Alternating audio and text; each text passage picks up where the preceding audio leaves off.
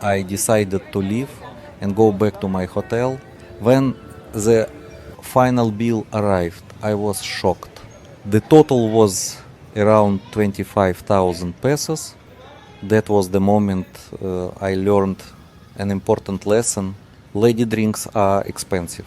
Music requests cost money, and in places like this, nothing is really free. On my way back to the hotel, something even worse happened.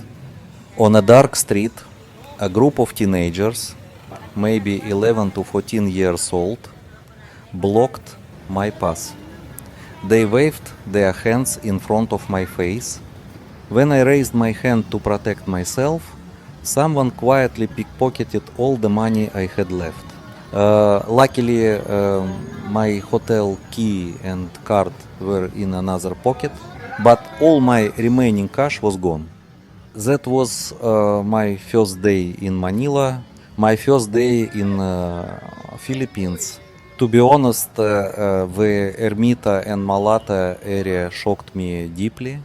After living in Hong Kong and China, seeing people sleeping on sidewalks, living in boxes, and begging for money was something I had never experienced before. I felt sorry for them, but I understood I couldn't help everyone. At that time, I thought all of Manila was like this. Later, I discovered that Manila is very different, with modern, clean, and safe areas where foreigners can live comfortably. But that first impression stayed with me forever.